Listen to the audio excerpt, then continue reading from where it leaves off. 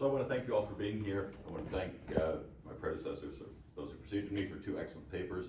I want to thank especially John, number 1, for putting together this panel, number 2, for editing, and really as a devoted editor, the book to which the panel is dedicated, and frankly for being a force all his own in the revitalization of Midwestern history and Midwestern studies.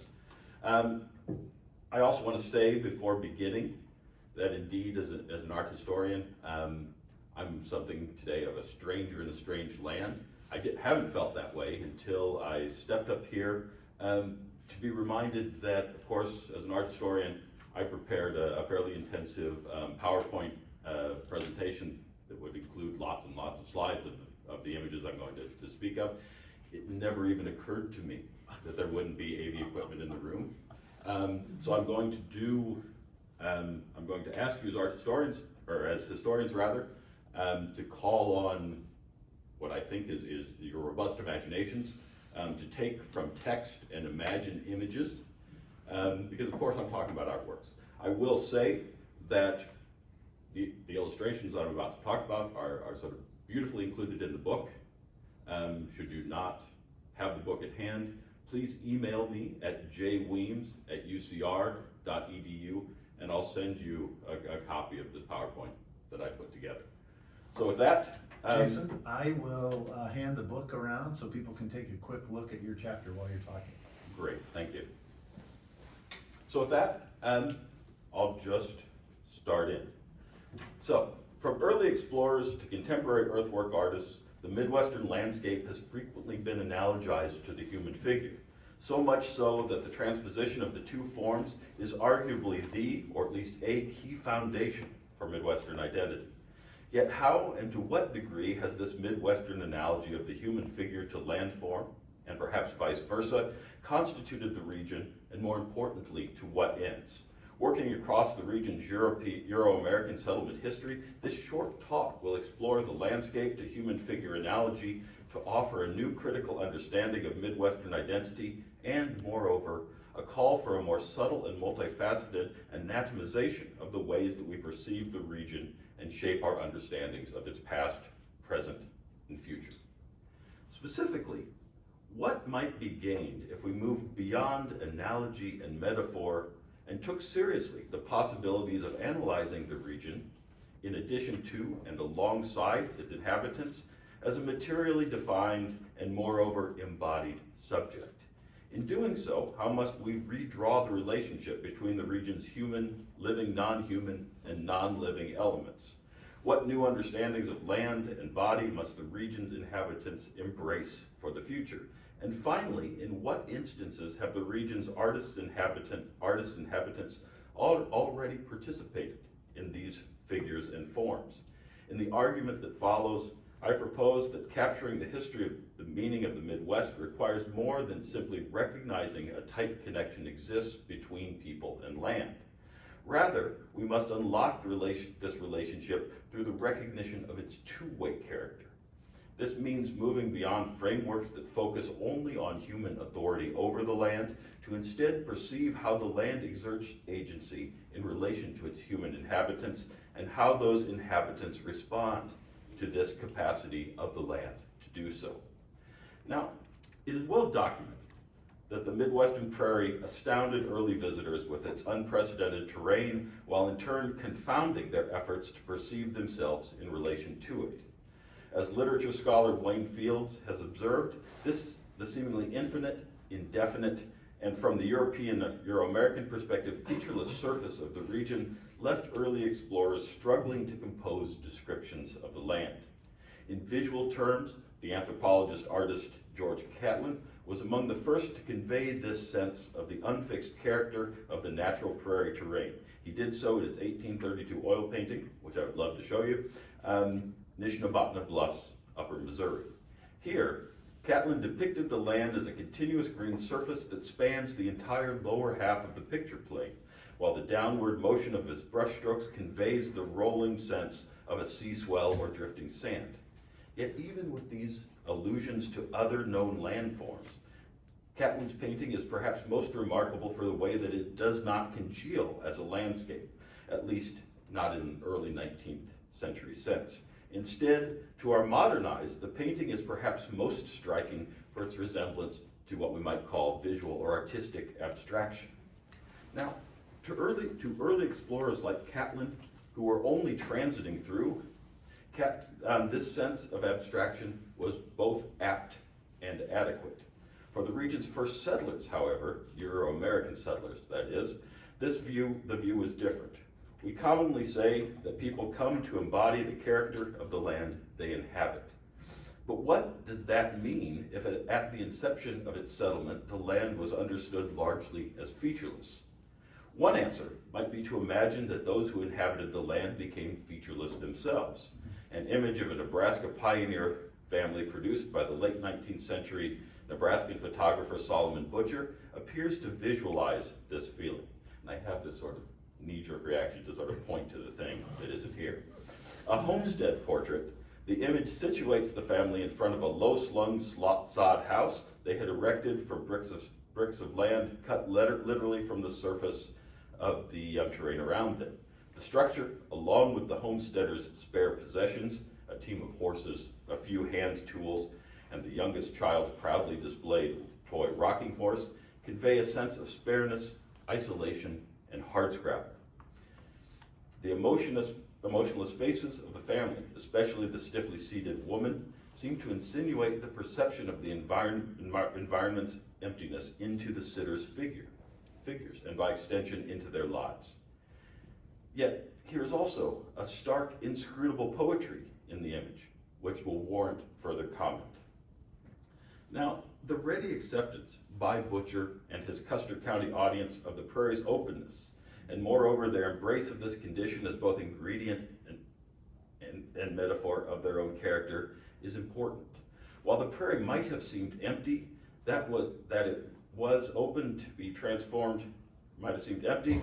The situation also proposed that it was open to be transformed into something else, something of value.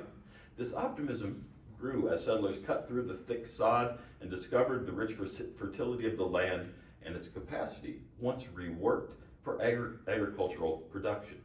It was this promise that the first settlers to the region from the east, even though they knew the land only, that drew the region's first settlers from the east, even though they knew the land only abstractly through the boosterism of promotional literature that was usually accompanied by picturesque agrarian illustrations, oftentimes anodyne and European in origin, and equally important, via the conceptual geometry of survey lines protracted over the landscape by government agents. Now, in the context of early European American settlement, the scholar Kenneth Olweek has demonstrated that landscape operated as both a subject and an object in the formation of social identity, a sort of body politic. Evidence suggests that prairie settlers took such entwined and relational metaphors of land, body, and society seriously. The key component was, as perhaps is the case in all relationships, work. Thus, Midwestern identity took shape not upon the land, but rather the vital via the experience of actual human bodies working with it, and pushing the point further, working alongside it. The tactile relationship of settler life to the land is vital to understanding the early experience of the prairies, precisely because of the affinities between land body and human body that it brought forth. Given the extent that settlers' every experience emanated from this intimate bodily contact with the land, from days spent plowing to a night in a sod-walled home, it is not surprising that these people found it difficult to draw hard distinctions between the land and themselves. Nor is it surprising that their descriptions of the land became, in many respects, projections of their own thoughts and actions. The effect was so powerful that many inhabitants began to think of the land not only as part of themselves, but also like themselves, and they like it. In other words, they perceived the land as an embodiment of their own sought-after identities, yet also possessing a stubborn character uniquely its own. Returning to Butcher's photograph, once again, I believe that the quality previously described as inscrutable poetry in this image is in fact the visual manifestation of a deep and mutual entanglement between settler and prairie, the kind of relationship that I've been describing. Now, by the start of the 20th century, little open prairie remained. Memories of the settler experience endured for a time, along with inhabitants' sense of their coming into being alongside of the land. Yet prairie inhabitants, whose identity since the close of the frontier had begun to coalesce under the sectional term Midwest, had little direct experience of the open prairie. Born into an already established countryside or townscape, their engagement with the land took a different shape than that of their forebears. In particular, the widespread industrialization of agriculture that had been present since the post-Civil War era became concentrated in the 1920s, and this significantly altered the personality of the land along with that, I argue, of the culture upon it. The challenge for Midwesterners was to adapt their conceptual and psychological frameworks to encompass these new conditions as they reconfigured the forms through which they represented and inhabited the region. Yet it was not simply symbolism that was at stake, since we have seen that for prairie inhabitants, the connection between the land's identity and their own, the land's materiality and their own, was more deeply and even viscerally codeterminant. They sensed modernization in the changing circumstances of their own being, and almost equally and sentiently in the circumstances of the terrain. Perhaps more than any other artist, the Iowa regionalist painter Grant Wood understood and moreover cherished the existential relationship between the two. An Iowan, Wood grew up on a small farm in that state and identified with those sort of agrarian earthly experiences. For example, walking barefoot in the furrows while his father plowed his fields. Things like this recognized as formative to his own sense of being. Years later, Wood put his name to a statement of philosophy entitled Revolt Against the City, an interesting relationship to the other Jason's, let's say, paper, in which he proclaimed the need for an investment in regional culture. In Wood's case, this required recognition of the co-equal, intertwined relationship of land and inhabitant was tantamount. His characterization of the Midwest's core inhabitant, the farmer, states that relationship clearly.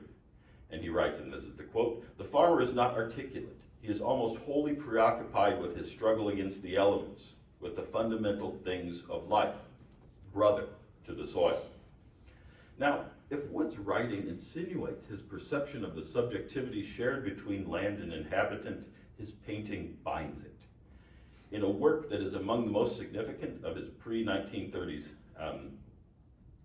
oeuvre, a 1928 portrait of the Iowa businessman John Turner, the artist positions his sitter alongside a 19th century map illustrated with idealized scenes of local homes, farms, and buildings. The sitter himself, John Turner, referred to this dual portrait. It's really striking when you see it as two old maps. The one map, of course, being the map that stands as the background, the land, the other map being the careworn face of Turner himself. Now, the question I think that arises from this image is an important one. Does the map make the man? Or alternately, does the man make the map? Later, Wood's Iowa landscapes pushed this sense of shared subjecthood further through a literal rather than merely associative anthropomorphization of the Midwestern countryside. For example, in the 1931 painting Young Corn, the artist conjures an agrarian countryside into a molded surface whose bulging hillsides, planted crops, and clustered trees are so deeply anthropomorphic that they appear not simply to resemble a human form, but instead to constitute one. That difference, I think, between resemblance and constitution being key. There can be little doubt that Wood is consciously inviting such an identification, such an in-depth, I think, problematization of this relationship, and especially this notion of the land as not just human-like, but perhaps even outright human. A really daring proposal if you stop to think about it. Now, Wood's painting suggests that the artist was shaped by the land in almost equal measure to how the land was shaped and transformed by him. A painter's touch may be characterized as purposeful and authoritative. We regularly describe the subjective will behind the brushstroke and the thoughts that motivated it. A farmer's touch may be treated analogously, with the blade of the plow in the place of the paintbrush. Yet inversely, it remains unclear how far we should go in characterizing the land as possessing a self-assertive, animate touch when it comes in contact with and gives shape to human subjects. Through most of Western thinking, agency has been taken for granted as the property of human beings. Only recently have scholars begun challenging such anthropocentrism. Theorist Jane Bennett has advocated for a new model of what she calls distributive agency that affirms the relational character of human and non-human matter by positioning human embodiment as, and I quote here, one site of agency within and across a multiplicity of other material bodies and formulations. Now, while I'm not seeking to go so far, and neither is Bennett, as to flatten the real distinctions between human beings and materials, Bennett's approach does hold forth a new potential for grasping the heretofore ineffable entanglement of Midwestern land and inhabitant. So, in 1961, and this was to be my last example, the 12-year-old Cuban immigrant Ana Mendieta was sent by her parents to Dubuque, Iowa, as part of Operation Peter Pan. As historians, you'll probably know what that is. The sort of saving or transport of Cuban immigrants to the United States in the Castro years. 8 years later, as an art student at the University of Iowa, she began to create life-sized performative pieces that she described as, and I quote, earth body sculptures. These sculptures involved a combination of actions in which Mendieta both placed her body on the land and sculpted the form of her body into the soil as life-sized silhouettes, outlines of her body. So the works are important in two ways. Number one, she's laying on the land. Number two, she's leaving through sculptural manipulation a sort of silhouette or remnant of her presence there. She enacted these works in landscapes that were formative to her, including sites in Iowa, Florida, Cuba, and Mexico. A photograph of one such piece at Old Man's Creek in Iowa City documents the potent mixture of bodily presence and absence that shaped Mendieta's expression. Initially, the artist's lived body was present on the land itself as she laid herself onto the riverbank and sculpted her silhouette there. Thereafter, Mendieta left the scene, leaving her body perceptible only via the flat figures, the figures she had outlined in the soil. The potent consideration is how, even in her physical absence, something of her presence, I would argue, remains. It does so not in the flesh, but rather as embodied in the animate soil. The end effect of Mendieta's work at Old Man Creek is a powerful and complicated evocation of a shared sense of being, one in which the land carries the history of its interaction with its human inhabitants and vice versa, even when earth and matter is the only body present. Thank you.